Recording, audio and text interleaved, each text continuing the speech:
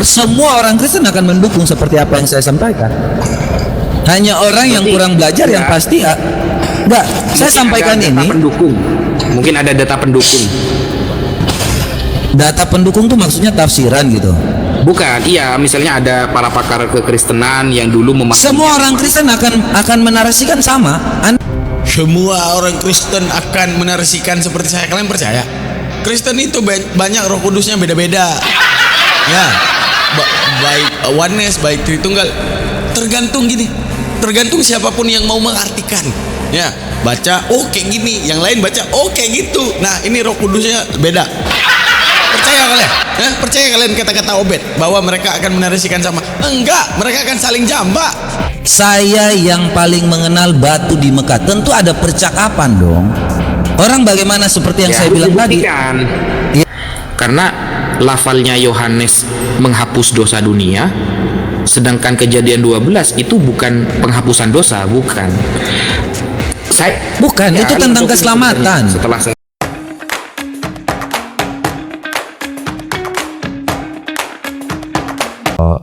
saya coba lihat ya dan baca supaya pasti ya. Soalnya kalau ngarang-ngarang 12 ayat 7 kalau nggak salah ya. Teman-teman, penghujatnya cari mati. Kenapa kita bilang cari mati? Gus Wafi dalam mode beberapa dekade ini sedang gempar-gempornya debat firqoh, yaitu antara Salafi dan NU. Ya, ibaratnya Wahabi nggak dapat, penghujat yang dibantai. Dan justru saya lebih respect dalam hal ini. Ya, jadi ibaratnya kalau seandainya sesama Islam, kerasnya sikit-sikit aja. Tapi kalau penghujat Islam, nah ini yang harus, ya ini, yang musuh utamanya yang ini nih, penghujat Islam. Dan hari ini karena Ustadz Wafi yang haus akan debat, ya, hari ini bertemu dengan seorang penghujat Islam yaitu Robert Lele, sepertinya akan ada banyak hal yang terjadi dalam debat ini.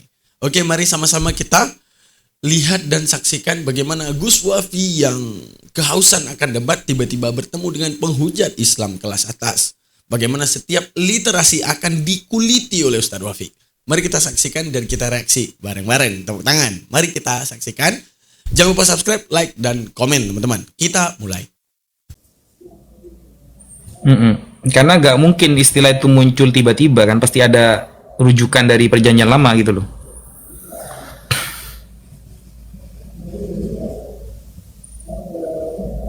Ya, Keluaran 12 pokoknya nih. Jadi di sini tentang perayaan Paskah, jadi segala sesuatu Tuhan Yesus itu datang dan darah itu menjadi tanda bagi rumah-rumah kamu ya, sebagai yang namanya ini dalam yang namanya ketika waktu tentang 10 tulah itu, waktu mereka bangsa Israel itu tidak yang namanya dibebaskan oleh Firaun. Nah, di situ ada yang namanya Kejadian berapa, Bang? Keluaran 12. Jadi di situ tuh ya. Jadi di situ tuh selalu ada yang namanya 10 perintah Allah. Kemudian kalau nggak salah tuh anak sulung dari mereka dari Mesir itu akan yang namanya akan dihanguskan atau dibunuh ya kalau mereka tidak mengeluarkan bangsa Israel. Nah, untuk supaya sebagai penanda bahwa itu bukan yang namanya pintu dari bangsa Mesir, mereka memberi tanda ya, membunuh anak domba itu kemudian melapnya pada menaruhnya ya pada pintu dari yang namanya bangsa Israel. Itu sih, itu tentang keselamatan. Keluaran Jadi 12 ini banyak loh. Ya, coba ayat yang kalau itu jelas sih ya. Kalau yang tentang dia kemudian dari darahnya haruslah diambil sedikit dibubuk kedua tiang. Nah, ini ayat yang ke-7. Ya, pada rumah-rumah. Ayat ke-7. Ya. Kemudian Bentar ya. akan penggang berikat sebab malam ini aku akan. Nah, ini yang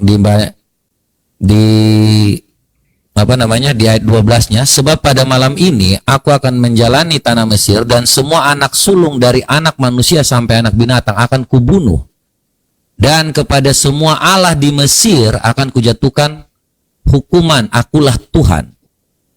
Dan darah itu tanda bagimu pada rumah-rumah itu mana kamu tinggal. Apabila aku melihat darah itu, maka aku akan lewat daripada kamu. Jadi tidak akan ada tulah kemusnahan di tengah-tengah kamu apabila aku menghukum tanah Mesir. Dalil yang dibacakan oleh Robert nampak ya guys, seberapa bebal daripada Bani Israel tersebut ya. Bebalnya Yahudi. Masa sebelum adanya Nasrani. Kalian boleh lihat ya di Al-Baqarah, setiap narasi Al-Baqarah, Al-Maidah, terus narasi di Al-Quran At-Taubah. Persis. Nah, maksudnya gini, adanya keselarasan bahwa di perjanjian lama mereka dengan Allah Ta'ala saat memperingatkan Bani Israel ini sama. Dalam keadaan memang tegas. Beda dengan setelah Islam ada. Setiap peringatan kepada orang kafir setelah Islam ada, Allah lebih anteng. Karena apa? Allah seakan-akan mau bilang, Rasul terakhir telah kuutus, semuanya terserah kalian. Kalian nggak percaya dia, nerakaku kalian rasa. Seakan-akan seperti itu. Tapi kalau di dalam Al-Baqarah, sebelum datangnya Rasulullah, cerita-cerita tentang Nabi Dahulu, Allah di sini tegas banget. Tegas banget. Makanya kita melihat bahwa sepertinya dalam literasi Yahudi nggak bisa kita salahkan semua mereka. Kenapa? Sifat tegasnya Allah yang ada di At-Taubah, Al-Maidah, dan juga Al-Baqarah hampir sama dengan yang ada di perjanjian lama mereka. Memang Allah itu tegas kepada Bani Israel yang memang memperolok-olokkan para nabinya, bahkan memfitnah, bahkan menyisipkan narasi-narasi keji terhadap rasul-rasulnya untuk menolak Allah. Jadi kalau itu referensi dari apa yang didapatkan oleh Yohanes yang namanya darah anak domba itu, dan itu selalu dengan yang namanya keselamatan. Silakan. Boleh nggak saya tanggapi, Mas? Jadi gini. Silakan. Ini coba saya baca ini ya. Ini bukan tentang persembahan anak domba untuk penebusan dosa sih. Ini lebih ke tulah. Jadi cerita tulah yang terjadi kepada orang-orang yang ada di Mesir ya. Jadi ini kan berarti ayat ini kan di zaman Musa berarti saat itu. Di zaman Musa ketika Musa mengajak orang-orang untuk menyembah Tuhan yang benar. Nah, sehingga Tuhan-Tuhan yang lain yang menyembah Tuhan yang lain itu dimusnahkan. Nah, ini bukan konteksnya untuk menebus dosa. Jadi maksudnya begini, Yohanes itu tegas loh, ngomongnya begini. Inilah Yesus, anak domba Allah yang akan menghapus dosa dunia. Berarti kan seolah-olah Yesus ini statusnya sebagai persembahan yang akan menjadi penebus dosa. Sedangkan di sini bukan penebus dosa, malah pembantaian orang-orang yang tidak menyembah Tuhan Musa, kan begitu kan? Jadi yang tidak menyembah Tuhan Musa itu dimusnahkan kalau di sini. Bukan. Jadi kalau Anda baca di situ anak domba, seekor anak domba. Pokoknya di situ tuh kalau Anda baca menurut jumlah dan jiwa tentang anak domba itu kamu perkirakan. Artinya di situ domba itu tentang yang namanya penyelamatan, keselamatan. Jadi mereka mengoles di setiap pintu, maka pada ayat 13-nya tadi dia akan melewati. Jadi darah anak domba itu tentang keselamatan, bukan tentang pembantaian. Karena bangsa Mesir itu sudah diberikan peringatan, diberikan 9 tulah. Ya, mereka tetap yang namanya berkeras hati. Tetapi akhirnya Tuhan benar-benar sangat marah kepada mereka sehingga membuat yang namanya, dan pada saat itu ya memberikan yang namanya tulah ke-10 kematian bagi anak sulung bangsa Mesir. Jadi di situ yang makanya tentang keselamatan itu yang diberikan ketika waktu memanggil Yesus dengan anak domba itu tentang keselamatan yang dimaksud dari Yohanes, bahwa dia yang akan menyelamatkan umat manusia. Ya, di situ tentang keselamatan, bukan yang namanya tentang pengorbanan atau penebusan. Maksud dari perkataan Yohanes itu tentang keselamatan. Bukan. Tiap hari bukan. Itulah mereka. Mereka itu tidak butuh sebenarnya teks. Mereka yang butuh adalah isi otak yang mengarang, yang melawan teks. Karena syarat kebenaran Kristen cuma satu yang udah kita lihat. Teks ngomong apa, pokoknya otak mereka mengeluarkan hawa nafsu mereka. Pokoknya ayat seperti itu bukan kayak gitu. Padahal jelas-jelas teksnya menceritakan tentang pembantaian Tuhan terhadap mereka. Enggak, pokoknya bukan bang. Pokoknya bukan. Ini yang bikin capek. Ya, tapi bagaimana dia akan mengorbankan dirinya itu Yohanes nggak tahu. Tetapi keselamatan itu datang dari Tuhan Yesus Kristus. Begitu. Gini bang, bedanya ya. Kalau tentang ini kan begini, nanti kan clue-nya itu di ayat ke-11. Ya, di ayat ke-11 kan clue-nya kan. Dan beginilah kamu memakannya. Pinggangmu berikat, kasut pada kakimu, dan tongkat di tanganmu. Buru-burulah kamu memakannya. Itulah Paskah bagi Tuhan. Nah, Iya. ini seolah persembahan gitu loh. Sedangkan kasus Yesus itu penebusan, jadi dosa sedunia ini ditebus oleh Yesus sebagai dosa.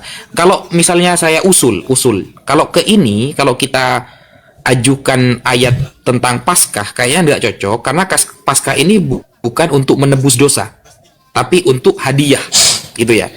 Bukan untuk menebus dosa. Nah, kalau ini boleh nggak saya usul? Coba abang buka di Imamat 4 nomor 32.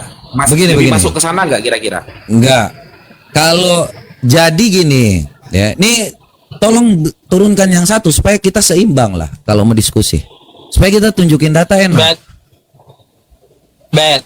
Kalau Ya. kau minta besarin ngomong gitu. Nggak perlu Oh, kau iya, atur udah. hukum. Nah, besarin saya. Jadi kalau teman-teman lihat ya, dalam hal yang namanya dan darah itu menjadi tanda bagimu.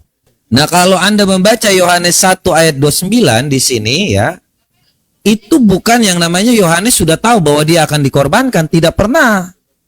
Tetapi dia mengatakan itu karena dia tahu bahwa Tuhan Yesus itu adalah anak domba Allah yang menjadi penghapus dosa. Jadi tidak ada di sini tentang kematian. Dia tidak tahu nanti Yesus itu mau datang dalam kematian, tidak. Tetapi mengibaratkan tentang keselamatan. Ini si Robert Lele nggak paham sih maksud daripada Ustadz Wafi. Kita bedah sama-sama ya teman-teman, izin. Gini, kata Ustadz Wafi, karena di dalam perjanjian baru ini cocokologinya. Kalian pasti pernah dengar ya teman-teman. Cocokologi mereka itu bahwa ya memang harus ditebus oleh Yesus. Karena dulu pengampunan dosa yaitu kurban. Nah jadi ibaratnya gini. Untuk mencocokologi penyaliban Yesus kepada tebusan dosa. Di mana orang terdahulu berkurban. Berkurban kemudian dimakan hasil kurbannya dan segala tata caranya. Sedangkan Yesus ini berbicara pembantaian. Ini kan ada dua gap cerita yang berbeda.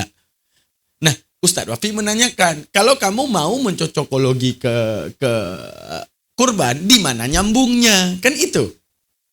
Ini singkat saja, berfirmanlah Musa dan Harun di tanah Mesir. Nah, ini bercerita tentang domba. Kalian boleh buka di kitab Keluaran ya. Dari kitab Keluaran, Kejadian sampai kebakaran kalau kata Blender. Sampai kebakaran, sampai tabrakan. Udah, di kitab Keluaran ini semua tentang anak domba bu itu harus jantan, tidak bercela. Kamu harus mengurungnya berapa hari, menyembelihnya waktu senja, darahnya gini gitu, dagingnya harus dimakan. Janganlah kamu makannya mentah, janganlah kamu tinggalkan. Nampak apa yang dimaksudkan di sini? Pasti antum-antum tahu. Insyaallah pinter-pinter semua penonton Almantiki Reaction tahu korelasinya tentang ya Tuhan maunya manusia itu berkurban. Dan ketika berkurban mengeluarkan tata cara makannya. Wajar. Ya, tentang kurban. Selesai. Sekarang kepada Yesus, ciri-ciri yang ada tentang kurban ini sama-sama enggak masuk. Harus domba jantan. Nah, domba jantan maksud Tuhan di perjanjian lama, maksudnya adalah secara hakikat domba, benar-benar hewan. Kalau Yesus dijuluki domba, itu pun yang juluki orang Kristen. Nah, sehingga tercocokologilah kepada hal ini semua. Kalau memang mau tercocokologi ke hal ini semua, Yesus juga harus setelah matinya, dagingnya dimakan. Harus direbus. Terus betisnya dan isi perutnya harus punya gaya yang sama. Kalau mereka mau cocokologi. Masalahnya enggak kejadian seperti itu. Itu pertanyaan Ustadz Wafi. Kenapa cocokologinya makin enggak cocok? Itu doang. Sedangkan daripada kisah Yesus ini kisah pembantaian. Kisah ketidaksetujuan. Bukan yang tadi, ini ya kita lihat ya. Yahudi ketika merasa salah kepada Tuhannya. Oke, mereka mengorbankan. Yahudi ketika menyangka Yesus ini sosok yang berbahaya, ingin membunuh, membawa kepada tentara Romawi. Kan jauh ini ceritanya. Nah, jauh ini gimana cocoknya? Itu doang pertanyaannya. Jadi Anda kalau membaca ini bukan menghapus dosa dengan membunuh, tidak. Di sini Yohanes tidak ada diksi dengan kata-kata atau kalimat untuk yang namanya menghapus dengan cara dibunuh, tidak. Ya, tetapi dengan yang memakai tetapi keselamatan yang didapatkan dan darah itu tanda bagimu, ya, rumah-rumah di mana kamu tinggal apabila melihat darah itu, maka akan lewat dari kamu, jadi tidak akan ada tulah kemusnahan di tengah-tengah kamu apabila aku menghukum tanah Israel. Jadi itu yang dimaksud oleh Yohanes, bukan berarti bahwa nanti dia akan yang namanya dikorbankan langsung di situ, tidak. Dia bilang anak domba Allah yang menghapus dosa dunia. Tetapi tidak mengetahui nanti apa yang terjadinya. Mas Robert, coba keluhnya kan menghapus dosa kan, anak domba Allah sebagai penghapus dosa kan. Yang di Paskah itu menghapus dosa nggak? Paskah mana? Maksudnya Paskah mana? Yang ini Paskah yang apa? di Keluaran 12 yang antum bawa tadi kan. Paskah itu bukan. Paskah itu saat itu tuh perayaan roti tanpa ragi. Ya, jadi bukan tentang yang namanya pengorbanan di situ. Paskah di sini. Ini kan bangsa Israel masih berada di bangsa Mesir ya. Bentar ya, supaya jangan Saya sampai kira lebih salah. cocok yang ini loh, Mas Robert. Maksudnya begini. Kalau dikaitkan dengan Kejadian 12, kenapa saya nggak sepakat? Karena lafalnya Yohanes menghapus dosa dunia. Sedangkan Kejadian 12 itu bukan penghapusan dosa, bukan. Bukan, itu tentang keselamatan. Setelah saya pelajari. Jadi kalau Pak Ustadz menilai bahwa itu adalah suatu hal yang tiba-tiba harus dikorbankan, tidak. Yohanes menganggap di situ bahwa Yesus datang untuk menghapus dosa dunia, bukan dengan cara mati. Nggak ada yang tahu bahwa Yesus itu akan mati, nggak ada. Yohanes mengatakan seperti itu karena memakai diksi untuk penyelamatan. Jadi siapa yang mengikut dia, maka tidak akan dihukum oleh Allah. Sama seperti Kejadian 13 tadi. Oke. Jadi tidak ada narasi bahwa Tuhan Yesus itu datang untuk mati, tidak ada di situ. Oke, coba lebih cocok ini enggak? Kalau menurut saya lebih cocok ini daripada Kejadian 12, maksudnya lebih masuk gitu loh. Di Imamat 4 nomor 32, di sini kan ada begini. Jika ia membawa seekor domba sebagai persembahannya menjadi korban penghapus dosa. Nah nih, ini langsung cocok kalau ini nih. Tidak. Jadi Korban tidak penghapus ada di dosa. situ. Nah, haruslah Tidak ada di situ. Jadi tidak ada di situ bahwa Haruslah dia harus korban. membawa Itu seekor dia betina tidak yang bicara tentang hukum, Bang. Ya, Pak Ustadz. Loh, Dia di ini situ untuk tidak bicara persembahan tentang domba hukum. untuk penghapus dosa. Iya, Yesus tuh datang untuk menyelamatkan. Jadi bukan untuk yang namanya dia dikorbanan. Tidak ada yang tahu. Yohanes Menyelamatkannya dengan tidak menghapus dosa kan? bukan. Dikatakan Nggak domba. menghapus Tadi dosa berarti dia. bukan. Tadi kan Anda fokusnya ada ayat 29 kan? Lihatlah anak domba Allah yang menghapus dosa dunia. Dia tidak mengatakan di Nah, situ akan mengorbankan dosa, kan? dirinya. Loh, saya tadi kan sudah bilang Keluaran 13 tadi, itu kan jelas tentang penyelamatan.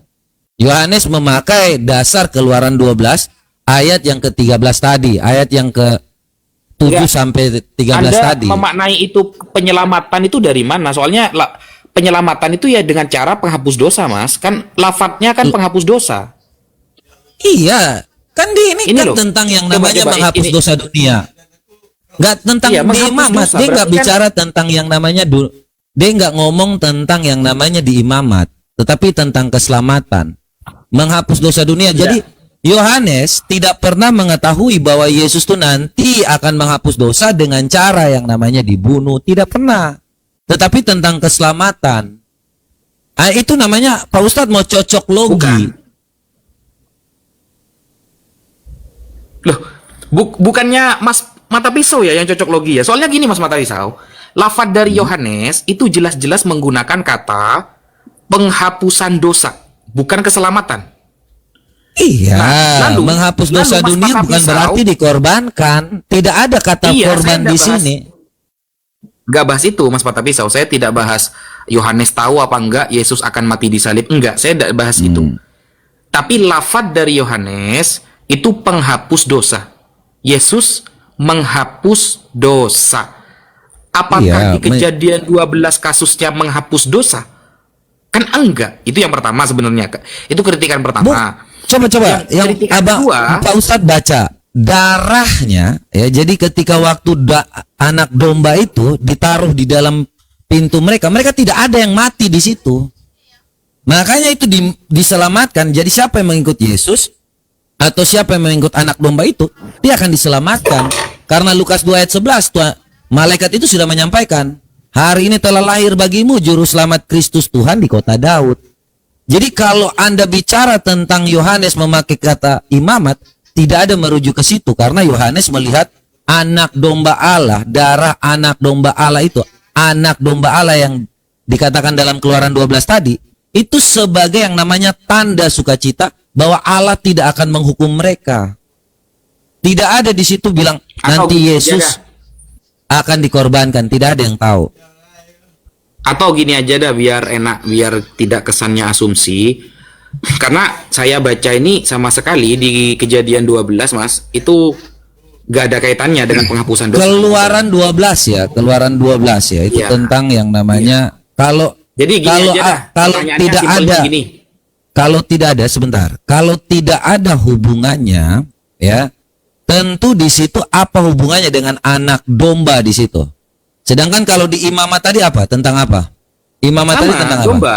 Domba. Ya, coba imamat berapa tadi? Saya Imamat buka berapa? ya. Imamat 4. Imamat 4 Imamat nomor 4 ayat 32. 11. Oh, Imamat Nomor 32. 4 ayat 32 sebentar ya. Lebih cocok ke sana sih kayaknya. Karena jelas penghapusan dosa, lafadznya sama. Oke ya.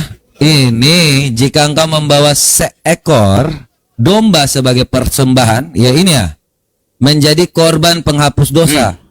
Ia harus membawa seekor betina yang tidak bercela. Loh, itu kan betina. Hubungannya apa? Ini ya, besarin saya Yusuf. Domba penghapus dosa kan? Iya. Kan yang di situ tidak ada anak domba. Haruslah ia membawa seekor betina yang tidak bercela. Kok tiba-tiba dihubungkan? Yohanes gak buta loh. Yesus itu bukan betina. Gimana sih? Berarti mengarah kepada gender juga ya? Loh, anak domba kalau di sini kan jelas.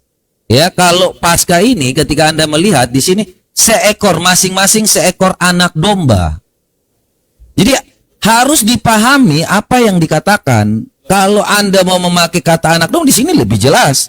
Anak domba. Ya. Ini Tapi bukan penghapus dosa. seekor anak domba. Nggak jelas. Sebentar. Seekor. Loh, tadi yang saya bilang bukan tentang menghapus dosa, tentang keselamatan. Orang kalau mau selamat ya dosanya tidak ada dong. Kan itu logikanya. Anda mau selamat gini aja gimana? Anda bisa Gampangnya gini, Mas. mencapai yang namanya surga, Anda harus mencium hajar aswad dengan menghapus dosa. Kan begitu. Kalau Yesus ini datang untuk menyelamatkan, bukan contohnya seperti, mohon maaf ya buat teman-teman muslim, jangan dipikir bahwa dengan menghapus dosa seperti yang namanya Anda lakukan, mencium batu. Tidak. Yang dimaksud Yohanes, penghapus dosa itu tentang keselamatan. Ya. Jadi ini anak domba, ini juga anak domba, Mas. Ya. Supaya Anda lebih mengetahui kalau tentang imamat ini, ia membawa seekor domba sebagai persembahannya menjadi korban penghapus dosa. Haruslah ia membawa seekor betina tidak tercela. Ya nggak bisa. Nggak ada hubungannya betina. Kalau ini anak domba, ini juga anak domba. Begitu. Ini kenapa sih setiap kali kalau saya memberikan suatu hal yang namanya perumpamaan atau yang namanya sedikit yang namanya menghapus dosa, kok tiba-tiba dibilang menghujat ya? Saya agak aneh sedikit penonton Gini Mas. Silakan. Atau gini aja. Ada nggak pendapat para pakar yang mengatakan bahwa maksud istilah anak domba ke Yesus itu larinya kepada Kejadian 12. Ada nggak yang Keluaran 12. ya Keluaran 12? Itu jelas. Ada nggak yang mendukung pemikiran Anda Yohanes, itu, ada nggak? Yohanes ya. Kalau Anda ngomong tentang tentang hal yang namanya Yohanes, Yohanes itu mengerti tentang yang namanya bangsa Israel. Dia seorang Israel dan dia menganggap Yesus itu adalah keselamatan. Lukas 2 ayat 11. Hari ini telah lahir bagimu juru selamat Kristus Tuhan di kota Daud. Ini tentang keselamatan. Jadi bukan tentang yang namanya mereka tahu bahwa nanti Yesus akan dikorbankan. Tidak. Semua mengarah pada anak domba Allah itu tentang pengorbanan, tentang keselamatan. Enggak, maksudnya ada nggak para pakar yang mendukung tafsiran Anda seperti itu, bahwa maksud Yohanes 1 nomor 29 arahnya kepada Keluaran 12? Loh, memang arahnya ke situ. Tidak ada pakar-pakar. Semua orang Kristen akan mendukung seperti apa yang saya sampaikan. Hanya orang yang Berarti kurang belajar yang ya, pasti enggak. Saya Mungkin sampaikan ada data ini. pendukung. Mungkin ada data pendukung. Data pendukung tuh maksudnya tafsiran gitu. Bukan, iya, misalnya ada para pakar kekristenan yang dulu memahami. Semua orang Kristen akan menarasikan sama. Anda mau tanya Iya, kepada coba, pendeta ada nggak datanya siapapun. itu, bahwa semua orang Kristen pasti akan menarasikan sama seperti itu. Ada nggak datanya? Sebentar ya, saya cari ya. Kalau ini kebetulan saya punya buku, cuma nggak dibawa di sini. Soalnya gini Mas, kenapa saya nanya itu? Karena kasus di Keluaran beda dengan kasus penyebutan. Gini, kalau Anda memaknai penghapus dosa sebagai keselamatan, berarti kan sama saja. Penghapus dosa, keselamatan ya keselamatan, sama aja kan. Tapi lafadz yang dipilih oleh Yohanes adalah menghapus dosa, bukan menyelamatkan umat sedunia, bukan. Tapi lafadz yang dipilih adalah penghapusan dosa. Lalu dikaitkan Coba dengan diksi ya. Keluaran 12. Sedangkan di Keluaran Diksi yang 12, dipakai ya. iya, diksi yang dipakai itu penghapus dosa, bukan diksi keselamatan. Sedangkan kalau Oke. di Keluaran 12 itu bisa milih. Kamu boleh ambil domba atau kambing. Berarti Yesus bisa disebut kambing juga. Ini gak wajib gitu loh, gak wajib di Keluaran 12. Bukan. Kalau Itu kalau boleh Anda domba memakai atau kambing. imamat tadi, Anda memakai kata imamat tadi, jelas itu bukan yang namanya anak domba. Ya, coba besarin saya Yusuf. Ini supaya kita Untuk mengetahui penghapusan diksi yang dosa tepat. gitu loh. Bukan, kalau penghapusan dosa kan keselamatan itu pasti dengan yang namanya salah satu hal, ya, yaitu ada sebab dan ada akibat kan. Nah, kalau ini seekor anak domba, katakanlah kepada segenap jemaah Israel, pada tanggal 10 bulan ini diambillah oleh masing-masing seekor anak domba menurut kaum keluarga.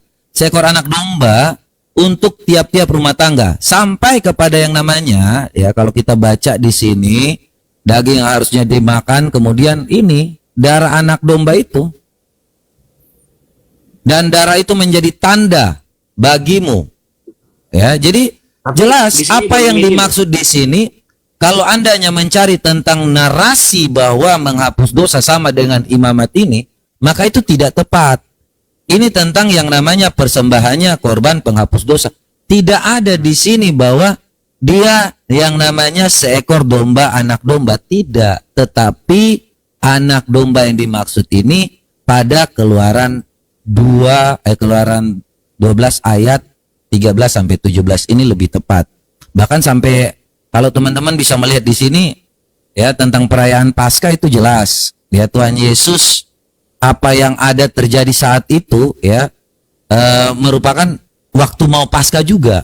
Jadi hikmat yang diberikan kepada Yohanes untuk mengatakan itu mengarah kepada hal yang namanya keselamatan pada bangsa Israel tentang anak domba.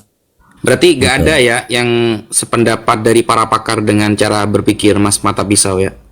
Ya, sekarang gini, kalau para pakar, Anda maksudnya mau para pakar siapa nih? Supaya saya tunjukkan apakah dia sama dengan saya? Ya, tunjukkan satu Enggak, pakar karena maksudnya saya menuntut Mas Mata Pisau, kalau memang kan tadi Mas Mata Pisau bilang semua jawaban Kristen ya pasti seperti saya. Nah, coba ada orang Kristen nggak yang berbeda dengan saya yang memakai narasi Anda? Enggak, Itu maksudnya aja. itu ada nggak data penguat? Ya, data penguat Izin bahwa Ustadz para Yusuf pakar- tunggu dulu, Bun. naikkan Pak Dehe, Ustadz Yusuf naikkan Pak Dehe, mungkin bisa diskusi sama Mata Pisau ini. Jadi dia tahu semua Kristen itu berbeda-beda pendapatnya. Lanjutlah. Ya. Iya, Kalau yang jadi nggak sekolah ya pasti berbeda lah. Lalu, ya enggak, makanya kan yang saya tanyakan. Saya sampaikan kepada Bunda Mila ini dulu. Bunda Mila dulu. Kalau Yang saya Bunda tanyakan Mila itu para gini. pakarnya, bukan yang nggak Iya. sekolah. Kalau nggak sekolah, saya nggak tanya. Tapi yang saya Iya. tanyakan para pakar itu ada nggak yang sama pendapatnya dengan Anda? Satu saja. Kasih saya contoh, misalnya, Oke, misal nih, sebentar ya. seorang pakar siapa gitu mungkin ada gitu loh. Bentar ya. Saya punya buku, cuma saya nggak bawa ya. Oke.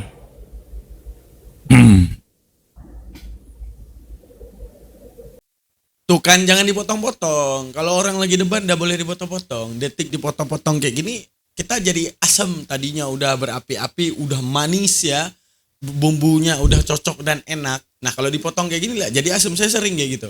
Ketika hampir klimaks debat, weh dipotong. Begitu dipotong jadi asam. Wah ini ghalil adab nih, nggak boleh kejadian lagi seperti ini. Ini ghalil adab ini.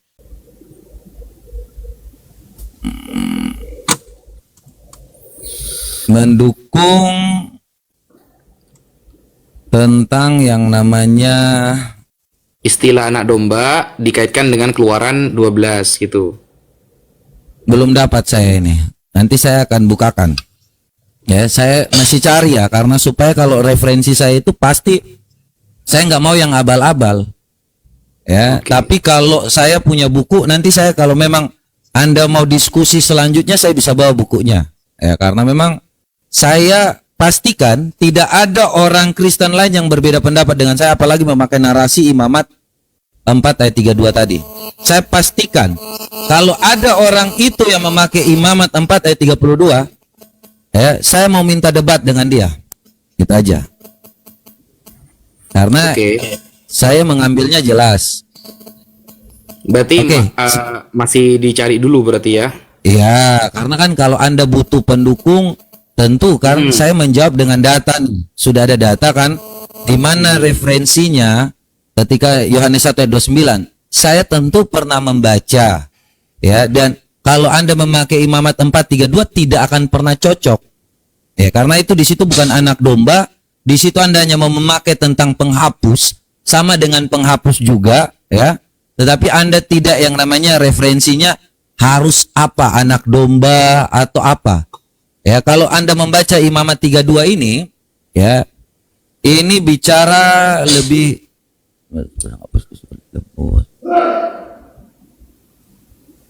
Lebih apa? lebih kepada yang namanya tanduk-tanduk mesbah imam. Oh iya, ini memang korban penghapus dosa melalui domba jantan, domba betina kan? Iya. Tapi bukan makanya anak kan domba, lebih kan? cocok itu. Kenapa saya mengatakan lebih cocok? Oh, enggak ada. Karena gini Enggak Mas, ada. tunggu. Saya jelaskan dulu ya. Saya kan pelajari sendiri kan, gitu loh. Makanya saya belum menemukan para pakar yang justru saya belum menemukan para pakar yang mengarah kepada Keluaran 12. Kenapa begini? Imamat 4 itu satu perikop nih dari ayat 1 sampai 32 ya. Satu perikop itu khusus tentang penebusan dosa dengan pakai domba atau kambing. Itu khusus. Betul. Jadi satu perikop itu khusus menjawab penebusan dosa dengan menggunakan domba dan lain sebagainya lah, lembu dan lain sebagainya.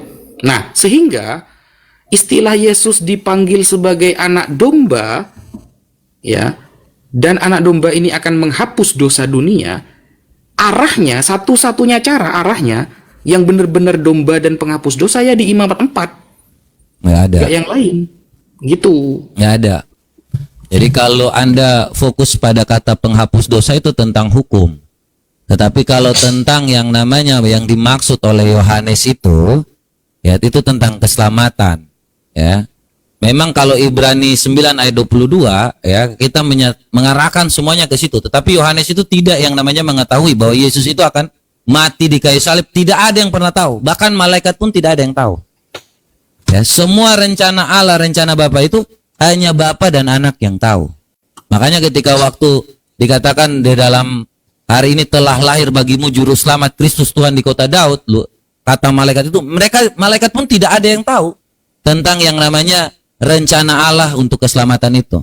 Makanya hikmat dari Yohanes itu mengatakan tentang anak domba Allah yang akan menyelamatkan dunia atau menghapus dosa dunia. Itu. Oke, Bentar nanti ya, saya saya tunggu masih- ya bentar. referensi pakar yang mendukung kekeluaran 12 ini. Oke, kalau untuk saya sendiri ya mau tanya ya, bisa nggak? Boleh, boleh. Kalau untuk penghapus dosa Muslim sendiri, kenapa bisa yang namanya mencium batu? Oh, gini. Ini saya tunjukkan hadisnya ya. Enggak apa?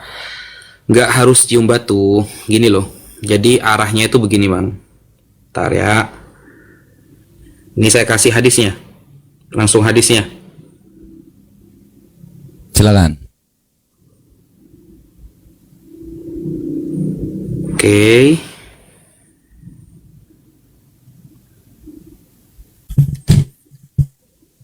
Nih.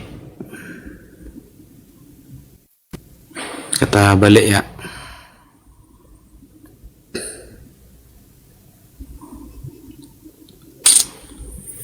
Kita balik, kita cek langsung gini.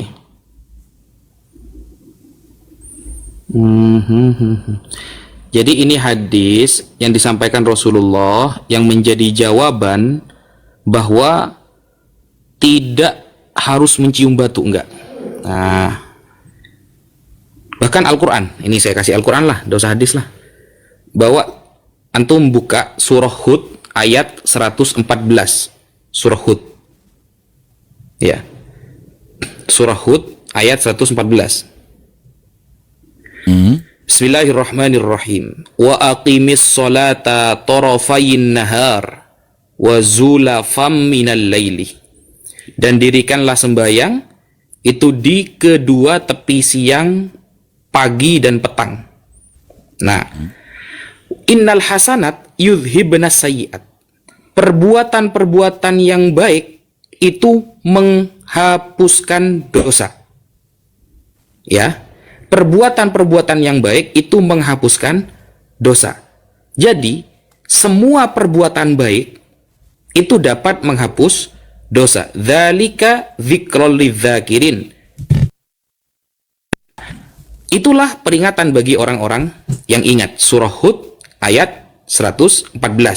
Sehingga ya, apapun yang diperintahkan oleh Rasulullah, seperti mencium batu Hajar Aswad, seperti melakukan sholat, seperti melakukan sedekah, seperti menolong orang, semuanya itu menghapus dosa.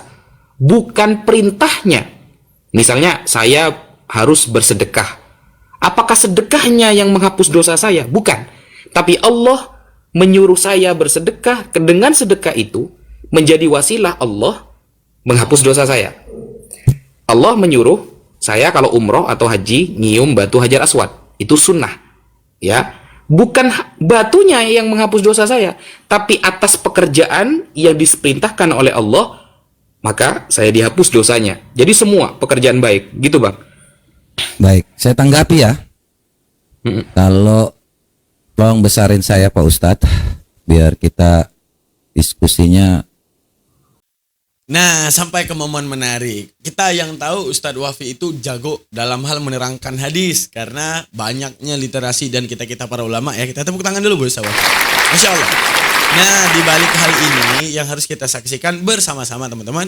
Catat, ini yang penting, bukan debat yang tadi ngapain kita terlalu jago Bible. Ini yang harus kita jago ketika hadis kita ditanyakan bagaimana literasi menjawabnya, pendapat ulamanya gimana, sanad hadis, bagaimana verifikasi hadis. Ini yang perlu ya. Ini harus tonton sampai habis. Nonton nih ya, bagaimana Ustadz Wafi menjawab dengan segala literasi Islam tanpa muter-muter tentunya teman-teman. Selamat menyaksikan.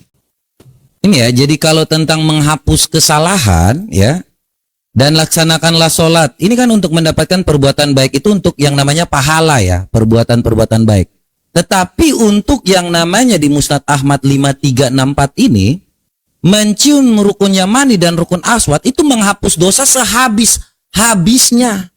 Jadi dengan yang namanya mencium rukun yamani dan rukun aswad, itu yang namanya menghapus dosa sehabis-habisnya.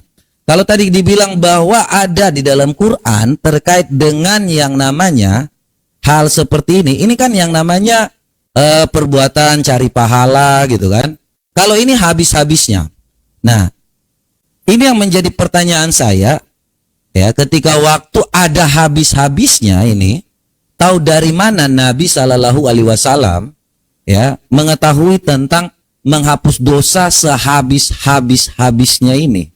Ya, karena tidak mungkin semua orang Muslim yang pergi ke Mekah, mereka berupaya yang namanya mencium rukun Yamani dan rukun Aswad, itu mereka benar-benar ingin supaya terhapus. Kalau memang hanya untuk yang namanya perbuatan salat, menghapus yang namanya laksanakan salat, ya tidak perlu harus berlomba-lomba untuk pergi mencium, karena jangan sampai hadis ini mereka tidak yakini lagi ya. Jadi ini habis-habisnya ya. Jadi yang dipercaya oleh umat muslim akan menghapus dosa sehabis-habisnya. Contohnya gini ya Pak Ustadz, saya kasih contoh bahwa ada yang namanya sholat di dekat Masjidil Haram. Itu kan perbuatan sholatnya itu amalannya lebih tinggi ya dibandingkan kalau dari rumah ya. Benar nggak sih? Ada nggak sih yang mengatakan benar kan? Nah, begitu juga kalau batu ini, kalau Anda berhasil menciumnya, maka dosa Anda akan habis sehabis-habisnya. Ya, dan ini diketahui Nabi itu dari mana? Apakah Allah pernah mengatakannya atau bagaimana? Silakan. Oke. Jadi konsepnya begini Mas. Konsepnya itu kita harus mengikuti Rasulullah dalam segala hal. Itu yang ngomong bukan saya, tapi Al-Qur'an. Ya. In kuntum tuhibbunallah fattabi'uni. Kalau kamu mencintai Allah, maka ikutilah. Apapun yang dilakukan oleh Nabi Muhammad itu disetujui oleh Allah. Karena Allah tidak membatasi. Di dalam Al-Quran, kalau ingin cinta kepada Allah, ya ikutilah Nabi Muhammad SAW. Satu. Itu kan umum nih. Sudah umum. Nah, pertanyaan Anda itu cuma satu, khusus pertanyaannya. Maka terjawab dengan yang umum tadi. Maka ketika Allah menyampaikan, Innal hasanat yudhibna sayyiat. Pekerjaan-pekerjaan yang baik, apapun, sedekah. Jadi kalau pekerjaan baik, otomatis yang menjadi standar kan Rasulullah, karena yang ngajari kita Rasulullah. Nah, apapun yang dilakukan Rasulullah, berarti itu dapat menghapus dosa. Jadi bukan batunya, bukan. Ini, makanya saya kasih penguat ya. Saya kasih penguat nih. Nih, saya kasih data misalnya. Ini ya. Tentang rukun Yamani, Ya, teman-teman, mari kita sambut yang mulia Kores. Ada Kores lagi. Ini namanya bunuh diri nih. Udah masuk Kores nih. Ceritanya dah hancur nih. Hancur-hancuran diinjak-injak sama Kores. Sayyidina Umar bin Al-Khattab berkata, nih, apa kata Sayyidina Umar? Ma taraktu istilama hadainir ruknain fil yamani wal hajar. Mudh ra'aitu Rasulullah sallallahu alaihi wasallam yastalimuhuma. Aku tidak pernah meninggalkan dua rukun Yamani dan mencium batu Hajar Aswad sejak Rasulullah melakukannya. Fi syijjatin wala rohok. Nah, gara-gara Rasulullah yang melakukan, maka hal itu bernilai pahala. Kalau sudah bernilai pahala, berarti dapat menghapus dosa, gitu loh Bang. Paham ya? Jadi dulu mencium batu Hajar Aswad itu tidak merupakan kesunahan, tapi karena Rasulullah yang melakukan, akhirnya Sayyidina Umar meniru. Bukan karena batunya, tapi karena Rasulullahnya yang melakukan, gitu loh. Bukan karena batunya. Karena Sayyidina Umar mengatakan dalam riwayat yang lain. Nah, beliau mengatakan begini, anti ya Hajar, la tadurru wa la tanfa. Kamu batu, gak bikin aku bahaya, gak bikin aku bermanfaat. Lau anni ma ra'aitu Rasulullah yuqabbiluk ma qabbaltu. Andaikan aku gak lihat Nabi nyium kamu, ngapain aku nyium kamu? Kata Sayyidina Umar, andaikan aku gak lihat Nabi nyium kamu, ngapain aku nyium kamu? Kamu cuma batu. Nah, berarti yang berefek dapat pahala dan menghapus dosa bukan hakikat dari batunya, tetapi karena Rasulullah melakukannya. Maka betul kata Al-Quran di awal yang saya sampaikan, Innal hasanat, semua pekerjaan baik, yudhibanas sayyi'at, akan menghapus dosa-dosa. Sesimpel itu. Dan ingat, mencium batu hajar aswad itu hukumnya tidak wajib. Nggak ada satu ulama, carilah ulama ahlus sunnah wal jamaah dari ujung timur sampai ujung barat yang mengatakan mencium hajar aswad hukumnya wajib. Nggak ada. Nggak ada. Hukumnya apa? Baik. Hukumnya sunnah. Sunnah itu apa artinya? Sunnah itu artinya kalau dilakukan dapat pahala karena niru Rasulullah. Bukan karena batunya, karena niru Rasulullah. Kalau nggak dilakukan, nggak apa-apa. Gitu loh. Apalagi hajar aswad ada di Mekah. Bukan di daerah Jember, bukan di daerah Bekasi, bukan. Sehingga yang boleh datang ke Mekah, di dalam Al-Quran disebutkan, famanista inis tato'a ilaihi sabila. Bagi orang yang mampu, punya biaya, punya kesehatan. Nggak mampu ya nggak apa-apa, nggak ke sana. Jadi bukan karena batunya, tetapi karena Rasulullah melakukannya. Begitu. Nah, ilmu yang penting. Alhamdulillah kalian nonton channel Bang Daman, nambah ilmu setiap hari. Dalam Islam itu ada konsep namanya fadailul amal. Ingat, salah konsep fadailul amal ini syirik. Sekalipun kalian melakukan kebaikan. Jadi hati-hati. Fadailul amal itu seperti ini. Kalian pernah dengar al-waqiah itu dapat membuka pintu rezeki. Oke. Kalau kalian baca al-waqiah karena mengharap rezeki dari al-waqiah, ini masuk ke dalam bab munafik ataupun bab syirik. Sekalipun itu ayat Al-Quran. Karena di Islam itu disuruhnya kita belajar agar kita tahu menempatkan. Tapi Islam itu mengenal dengan efek perbuatan. Apa itu efek perbuatan? Kita baca al-waqiah karena kita mengingat Allah. Kita ikhlas karena Allah. Kita ridha karena Allah. Efek daripada al-waqiah yang kita baca membuka pintu rezeki. Intinya adalah ridha kepada Allah. Karena nggak jauh beda dengan dukun yang menggunakan ayat Al-Quran, potongan-potongan ayat Al-Quran demi ilmu perdukunan. Bahkan itu terjadi semenjak Bani Israel. Bahkan ini terjadi semenjak era Nabi Muhammad. Di mana setiap firman-firman Tuhan itu dipelintir oleh mereka untuk dijadikan ilmu-ilmu sihir. Jadi berhati-hati. Dan fadailul amal itu banyak banget dalam hadis Rasulullah yang mengatakan misalnya barang siapa yang rutin azan 7 hari 7 malam, maka akan diampunkan dosanya yang telah lalu dan dosanya yang akan datang. Berarti kita ngambil kesimpulan, gak usah sholat lagi. Kita datang ke masjid setiap waktu azan aja 7 hari 7 malam, terus gak usah sholat lagi. Kan salah berarti pengertiannya. Rusak pengertiannya. Padahal itu hanya fadailul amal, diberikan hadiah di balik upaya kita. Akan tetapi masih wajibnya berlaku syariat. Sama juga seperti batu hajar aswad. Kalau kalian meyakini terhapus dosa kalian karena batu tersebut, ini syirik. Jadi hati-hati. Akan tetapi di Islam itu apa? Karena Nabi melakukan, karena hubbullah, cinta Allah, wa hubbur Rasul, dan mencintai Rasul. Karena mencintai Rasul, kita menjalani apa yang dilakukan oleh Rasul. Kita mencium hajarul aswad karena Rasul dan karena Allah. Efek daripada perbuatan tersebut apa? Keampunan dosa. Itu doang. Sama seperti azan. Bukan berarti kita nyembah mic di sini. Nyembah mikrofon buat azan. Bukan. Mikrofon bisa hapus dosa kita. Enggak. Yang hapus dosa kita tetaplah Allah. Tapi efek dan dampak daripada perbuatan kita memulazamahkan azan 7 hari 7 malam, terampunkanlah dosa. Baik, saya tanggapi ya.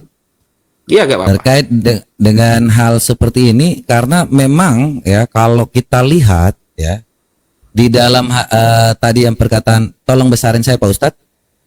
Karena apakah kalau seandainya ya karena hanya melakukan ya, jadi tadi Pak Ustadz Wafi ini menyatakan bahwa itu yang dilakukan oleh Nabi karena dia melakukannya saja.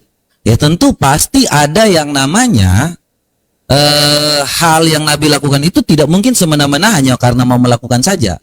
Nah kalau saya membaca di sini, apakah karena Nabi itu mengetahui dari batu sendiri yang mengatakan itu? Karena dalam Sahih Muslim 4222 ini batu berbicara dengan Nabi.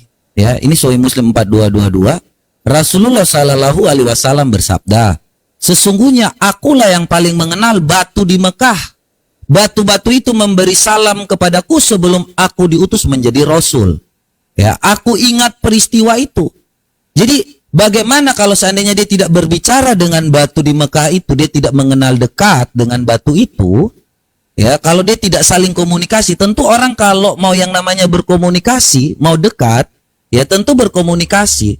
Makanya Muhammad ini atau Rasulullah begitu mengetahui yang namanya batu bisa menghapus dosa. Ya, ini Sahih Muslim 422 ya. Saya kira ini sahih dan teman-teman muslim semua tahu ya, kalau Sahih Muslim ini nggak mungkin dhaif Muslim. Dan kalau terkait dengan yang namanya wajib atau tidaknya, karena memang yang namanya semua orang itu tidak diwajibkan untuk pergi ke Mekah bagi yang mampu. Dan kalau yang mampu ya bisa menghapus dosa sehabis-habisnya. Tahu dari mana? Tentu tahu dari perkataan antara Nabi yang berkomunikasi dengan batu itu sendiri. Karena kalau kita lihat, ini saya perkuat lagi ya, di dalam Sahih Muslim 422, ya saya perkuat lagi dengan dalil selanjutnya. Di dalam Sunan Tirmizi 3557, ini banyak ayat ya, bahwa Nabi itu berbicara dengan yang namanya Hajar Aswad.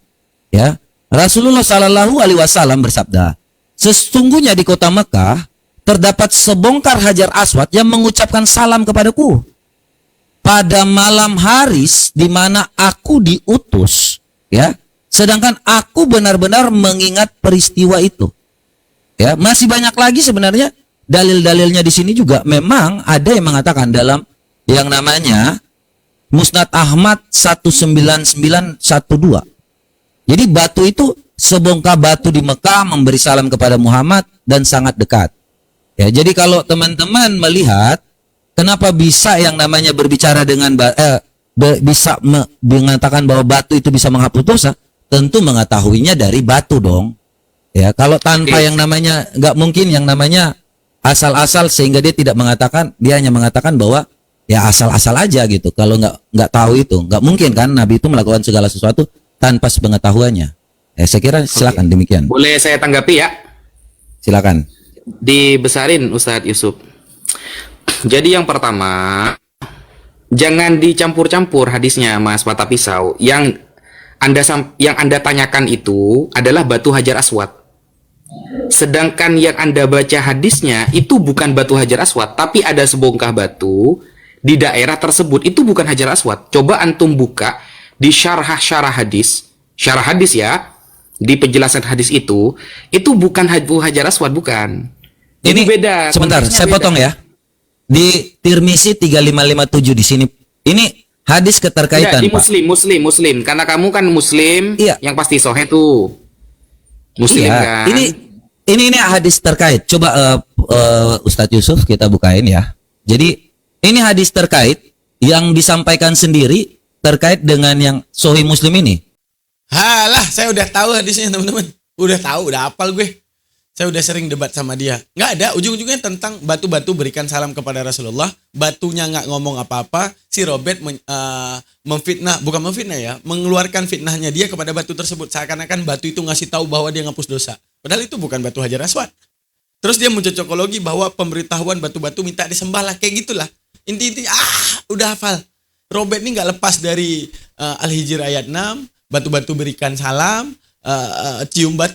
Gitu. Aduh, klasik banget si Robert. Kesel gue. Kalau teman-teman sering membaca yang namanya hadis, ini hadis terkait karena hal yang namanya kota Mekah mengucapkan salam kepadaku, narasinya sama. Coba Pak Ustadz Yusuf besarin dikit Ya, supaya... maksudnya ada nggak penjelasan kalau batu-batu itu adalah batu Hajar Aswad? Iya, ini yang saya tunjukkan nih. Hajar Aswad. Sebongkar batu Hajar Aswad yang mengucapkan salam kepadaku. Oke, gini. Silakan. Gini. Jangan dipotong dulu ya, jangan dipotong ya. Iya, silakan. Oke, gini, biar Mas Mata Pisau paham. Jadi sebenarnya itu bentuk framing Mas Mata Pisau. Framingnya begini.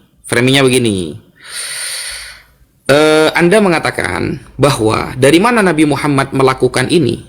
Kok bisa tahu kalau ini menghapus dosa? Ya tahunya dari batu itu karena sering ngobrol. Padahal isi hadisnya itu hanya mengucapkan salam loh. Bukan tentang pengetahuan akan menghapus dosa. Ingat, hadisnya berbunyi hanya ngirim salam. Tidak ada hadis, cari dari ujung timur sampai ujung barat, yang menerangkan bahwa batunya mengatakan aku penghapus dosa. Nggak ada. Itu cuma ngirim salam. Nggak ada. Nggak ada. Lalu kalau teman-teman heran misalnya, teman-teman heran, kok bisa batu berbicara? Loh, di Bible lo ada gitu loh. Di Bible, batu yang bisa berbicara itu ada. Misal, saya buka di Yosua 24 nomor 27. Ini ya. Kata Yosua kepada seluruh bangsa itu, batu inilah akan menjadi saksi terhadap kita sebab telah dengarnya segala firman Tuhan yang diucapkannya kepada kita. Sebab itu batu ini akan menjadi saksi terhadap kamu, supaya kamu jangan menyangkal Allahmu. Batu bisa menjadi saksi. Nah kan kena lagi. Hah? Kalau dia heran ada batu-batu kasih salam kepada Nabi Muhammad, lah kitab dia batunya jadi saksi Tuhan, batu jadi saksi Tuhan. Kitab dia tuh. Nih emang nih, mau telanjangin orang tapi dia lupa pakai celana, ini kejadian ini. Segala firman Tuhan. Bisa bicara nggak? Jangankan berbicara, berteriak bisa, Mas. Berteriak bisa, gitu loh. Misal kalau kita buka nih di dalam 11 nomor 40, jawabnya. Aku berkata kepadamu, jika mereka ini diam, maka batu ini akan berteriak. Nah, maka batu ini akan berteriak, jangankan ngomong, berteriak aja bisa gitu loh. Sehingga begini maksudnya, jangan menambah-nambahkan yang tertulis, Mas Mata Pisau. Jangan menambah-nambahkan yang tertulis. Yang tertulis, batu mengucapkan salam kepada Rasulullah. Bukan menjelaskan dia adalah menghapus dosa. Jangan. Itu tambahan dari Anda gitu loh. Itu penjelasan tambahan framingan dari Mas Mata Pisau. Karena ini loh ternyata Nabi Muhammad ya taunya ya dari batu, dari mana lagi, padahal isi hadisnya cuma ngirim salam. Gitu loh, cuma ngirim salam saja. Nggak ada penjelasan tentang berkaitan dengan penghapus dosa. Nah, sehingga itu ya jawaban saya. Saya tanggapi ya. Yang pertama, tolong besarin saya buat teman-teman semua supaya jangan dibilang framing. Ya. Di sini ya kalau Ustadz Wafi teliti ya, lebih teliti lagi. Di sini yang paling mengenal batu di Mekah. Artinya kalau dibilang hanya memberikan salam, tadi saya sudah katakan tidak mungkin dia tidak mengenal batu itu. Tidak mungkin kalau seandainya dia bilang saya yang paling mengenal batu di Mekah. Tentu ada percakapan dong. Orang bagaimana seperti yang saya bilang tadi. Ya, oke. Ini ya. Saya buktikan lagi 3557 seperti yang Ustadz Wafi bilang tadi. Ya, ini hadis keterkaitan. Ya. Hadis Tirmizi 3557. Sesungguhnya di kota Mekah terdapat sebongkah batu Hajar Aswad ya mengucapkan salam kepadaku pada malam hari di mana aku diutus. Sedangkan sekarang aku benar-benar mengetahuinya. Ya, artinya kalau Mas Wafi lebih teliti ya bahwa batu-batu yang mengucapkan salam, batu yang dikenal paling dekat, tentu ada hubungan yang namanya berbicara, pembicaraan. Terkait dengan Yosua tadi ya, terkait dengan yang namanya batu itu sama seperti stempel, sama seperti materai. Batu itu tidak pernah dikatakan langsung berbicara, tidak. Tetapi itu sebagai tanda stempel untuk di kemudian hari bahwa contohlah materai lah. Jadi mereka mengatakan bahwa materai ini ya, saya kasih contoh seperti di pengadilan yang dimaksud oleh Yosua tadi supaya lebih gampang. Karena tidak pernah dia katakan bahwa batu itu berbicara, tidak pernah. Tetapi tentang bentar. Saya dilaporkan ini. Pelanggaran ini.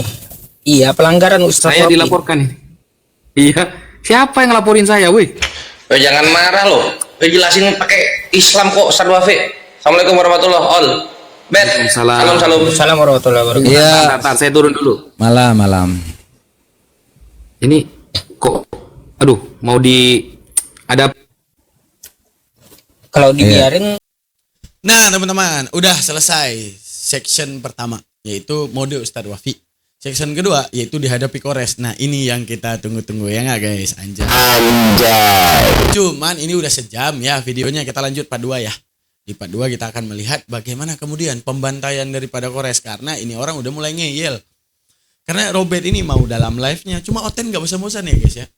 Kalau Islam itu kalau bahas Bible tema baru terus, beda komal beda tema. Tapi kalau si Obed ini, coba kalian ke roomnya. Isi roomnya itu kadang Al-Hijr ayat 6. Sungguh gilalah orang yang kepadanya diturunkan Al-Quran. Padahal jelas-jelas di situ adalah pengucapan orang kafir. Nah, orang kafir mengatakan sungguh gilalah orang yang kepadanya diturunkan Al-Quran. Nah, ini berbalik sebanding. Sama kayak kita, sungguh gilalah orang yang percaya Bible. Percaya Tuhan itu jadi anak kecil, netek kepada emaknya. Sama. Jadi penolakan itu biasa terjadi. Itu satu. Tuhan kota Mekah. Itu yang sering dibawa. Tuhan kota Mekah, dia bilang, aku hanya diutus untuk, nggak ada kata hanya. Aku diutus untuk Tuhan negeri ini, Tuhan kota Mekah. Nggak ada kata hanya, nggak ada kata inama di situ ya. Gini teman-teman, sama kayak kita bilang ketika gubernur Aceh nih ngomong, Prabowo presiden kita. Nah, presiden kita Aceh kita ngomong, apakah membatalkan Prabowo menjadi presiden Indonesia saat dengan diksi khusus? Ini menunjukkan bahwa Robert ini nggak bisa membedakan mana diksi khusus, mana diksi umum. Oke, diksi umum, presiden kita Indonesia. Presiden kita Aceh ini diksi khusus. Akan tetapi mencakup kepada keumuman. Itu satu. Terus bawa masalah batu bata. Masalah batu itu gini, sebenarnya udah terjawab. Karena Umar bin Khattab yang paling dekat dengan Rasulullah, yang gini loh teman-teman cara mikirnya. Kalau batu itu memang penghapus dosa dan Tuhannya orang Islam, hadis Umar ini nggak boleh ada dong. Yang Umar mengatakan, wahai batu, engkau tak memberi manfaat, engkau tak memberi musibah. Tapi kalau bukan karena Rasulullah menciummu, aku tidak. Seharusnya hadis ini nggak boleh dirawikan dong. Kalau memang misi daripada Islam adalah membuat manusia cium batu, membuat manusia nyembah batu. Karena ini ayat Umar ini ayat paling dalil Umar ini dalil paling ancur, ini menghancurkan kekuasaan batu kan gitu seharusnya. Ini enggak. Dalil Umar itu menjadi khasi, pembatas. Kaulun sahabi yang membatasi maksud Hajar Aswad. Bukanlah Hajar Aswad hakikat penebus dosa, akan tetapi karena melakukan perintah Allah, melakukan apa yang diinginkan Rasulullah, di balik apa yang dijabarkan oleh Rasulullah, di balik firman Allah, disitulah kita mendapati keampunan, bukan karena batu, karena efek daripada semua itu. Itu doang. Nah, sekarang dalam debat kita juga udah melihat tadi, kalau kita nggak cocokologi, cuma mereka aja yang nggak mau terima penjabaran. Karena yang kita jelaskan juga daripada literasi ulama. Tapi kalau mereka tadi cocokologi kepada domba-domba yang disembelih, nggak ada cocok-cocoknya. Jadi ibaratnya sama, kalau kalian ini pengen tuhanin Bang Daman, kalau udah pengen banget mau tuhanin saya, pasti kalian akan mengeluarkan cocokologi apapun tentang masa-masa terdahulu yang Daman harus jadi Tuhan. Itulah yang kejadian kepada mereka. Demikian teman-teman, part 2 kita akan menyaksikan Kores membantai-bantai si mata pisau. Terima kasih banyak, jangan lupa subscribe, like, dan komen. Jangan lupa titipkan komentar. Kita akan saksikan part 2. Dan juga komentar tentang video ini saya butuhkan dan saya nantikan komentar Anda di kolom komentar. Karena ini akan membuat channel saya menjadi besar dan dakwah Islam semakin luas. Antum akan mendapatkan pahala jariah di balik segala upaya saya. Terima kasih banyak teman-teman. Saya akhiri dengan kafaratul majlis. Subhanakallah wa bihamdika asyhadu an la ilaha illa anta astaghfiruka wa atubu ilaik. Bye.